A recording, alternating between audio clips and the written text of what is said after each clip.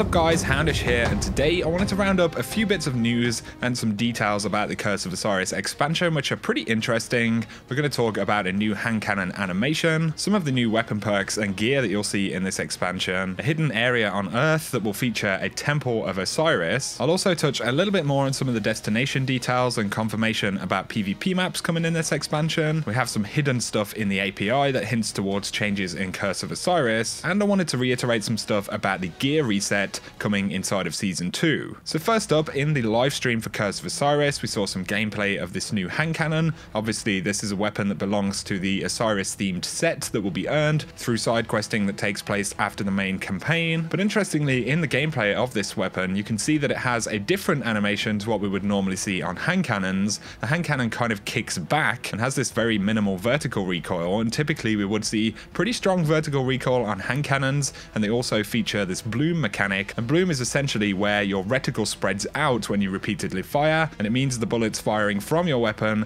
are actually spreading out inside of that bloom range that is being demonstrated by the reticle on the weapon. And like I said, the main animation for this hand cannon is different, and John Wisniewski, who's the key sandbox designer for Destiny, tweeted, that hand cannon animation looks different. So obviously he's pointing out the obvious difference that we can see on this weapon, but it's interesting that he makes the point, being the key sandbox designer and continuous conversation about hand cannons. Maybe this will mean that we're going to see a sweeping change to hand cannons. It's also possible that this is unique to this particular weapon, but could be, you know, kind of a test for the future to see whether an animation like this could work and improve the game. So obviously we don't have any official news or confirmation from this, but with the continuous conversation about hand cannons and bloom, and the very obvious difference between the PC and console versions and how hand cannons perform, I think it's possible that we could see a much more sweeping change with the sandbox tuning, which is coming with this DLC. Of course, we haven't heard yet any of the actual changes that are going to take place, but we will be getting some kind of, you know, tuning balance patch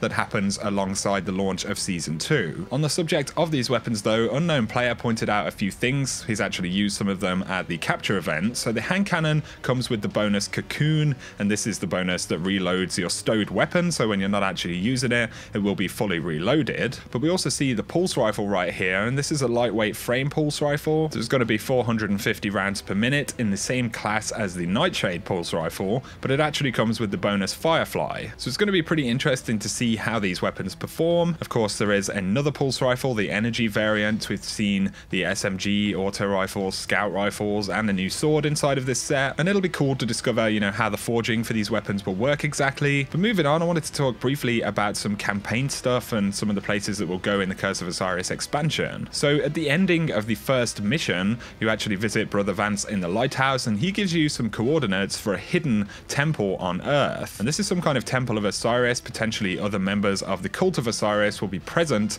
in this location. So it sounds like this is going to be a new area on Earth, which is pretty interesting. Of course, there is a very large hidden area in the European Dead Zone, just north of Mavic Square, which is on the top right-hand side of the map. And this space actually has no name in-game. It's possible to get there through the PlayStation exclusive strike or to glitch into this area. It's a very substantial space. It's not mapped. There aren't any enemies or activities there currently, so it's possible that we could be going to an area like this to find the Temple of Osiris on Earth. But we have a couple of additional details which are pretty interesting. So MMORPG.com actually got to play the game, and they talk about the Infinite Forest. They say it's broken up into sections which are partitioned off by gates, some of which will open when you walk up to them, and others which will require you to defeat enemies labeled demons before moving on. And these are the gates into the Infinite Forest, so it sounds like there are going to be some interesting kind of obstacles in our way as we move through these new spaces. And they add that we will visit original areas inside of the European Dead Zone, Io, and Titan during the campaign. And this will also include a mission inside of the Pyramidion. So on top of exploring Mercury, we're going to be heading back to certain areas inside of current locations and potentially find some new hidden areas as well. There is also confirmation now that there will be 3 new PvP maps inside of the Curse of Osiris expansion. Of course, one of them is the PlayStation exclusive map called Wormhaven,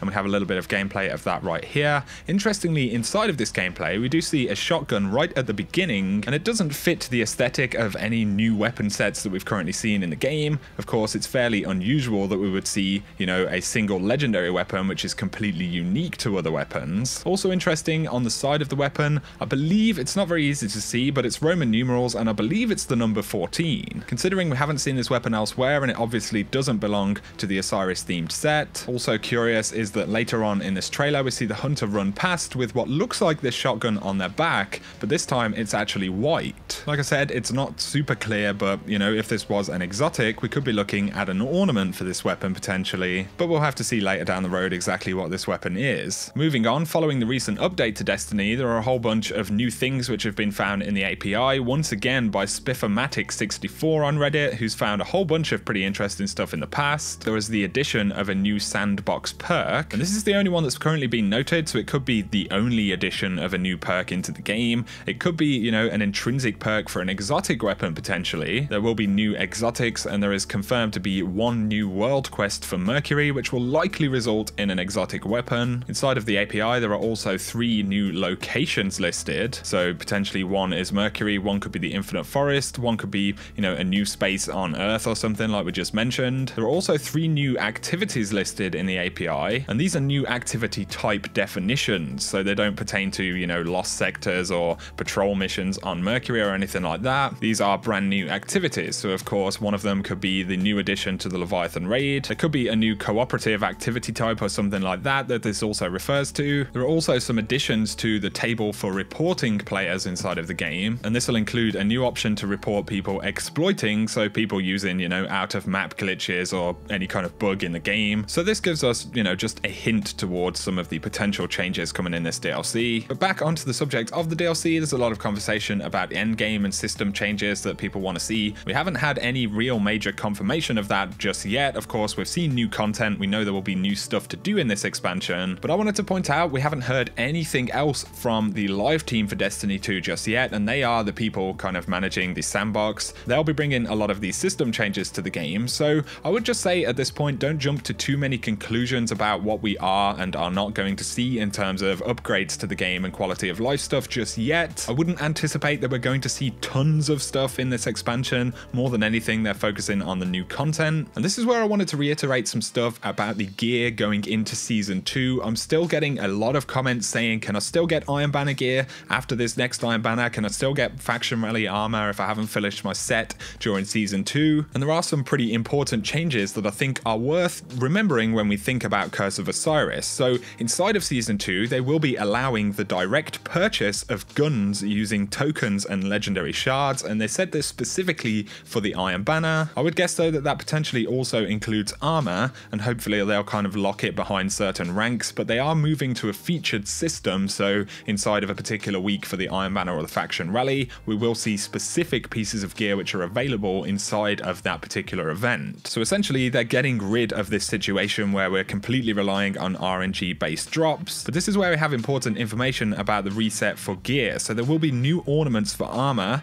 there will be stat roll changes and new perks for weapons inside of Season 2. On top of this, for Iron Banner and the Faction Rally, there will be some new weapons introduced, but everything which has been available in the recent Faction Rally and the Iron Banner inside of Season 1 will continue to be available in Season 2. So essentially, if you have 3 of the armor pieces for Iron Banner and then Season 2 comes in, you will still be collecting the same base armor pieces and weapons inside of Season 2. What they're going to be doing is adding ornaments for the armor for Iron Banner, Faction Rally and Trials of the Nine, and for the armor pieces, these will be unlocked through actual gameplay. There will be a new node on all of these armor sets which appear just like perks or mods, but they will feature trackable objectives. So the example they gave for Iron Banner pieces was a node that says unlock this ornament by winning 10 Iron Banner matches. And then for Trials of the Nine, there will be nodes for the armor pieces, and one of these includes Go Flawless in Trials of the Nine, so essentially it's going to unlock unique flawless ornaments for that gear. So I thought that was worth pointing out. They will be adding some new weapons into the pool. The base armor pieces will be remaining the same, so essentially you can continue to collect the same sets that you're working on in Season 1, but they will have the addition of new ornaments. As far as weapon stats and perk rolls go, they will change, and that means that weapons you have from Season 1 will have different stats and different bonuses from the weapons you have in Season 2. So you can essentially still collect the full set of weapons, but it's the specific rolls that will be changing, and that's going to make things pretty interesting because, you know, for example, this is the steady hand cannon from Season 2. It has this bonus, and, you know, inside of Season 3 that may no longer be available and will be kind of something that was locked locked into that previous time period. And it's very much the same with the ornaments for armor as well. There will be season 2 ornaments for particular armor pieces, and when season 3 comes around, they will no longer be obtainable. And this is the system that they'll be using for this stuff. So I wanted to make sure you guys kind of understood and knew about that. Of course, with Iron Banner launching on PC for the first time this week, there's a lot of conversation, you know, I'm not going to be able to get all of the season 1 stuff in 1 week, and there is your answer. You don't need to, you can still get it in season 2. So anyway guys, that's going to summarize this video. A whole bunch of really interesting stuff. I'd be curious to hear your thoughts on any of this in the comment section. Let me know any stuff that you're looking forward to picking up in the Curse of Osiris, or what you're most excited for. If you have enjoyed the video though, a like is very much appreciated, and if you're new to the channel, be sure to hit subscribe if you want to see a lot more Destiny 2 content. For now though, I hope you guys have an awesome day.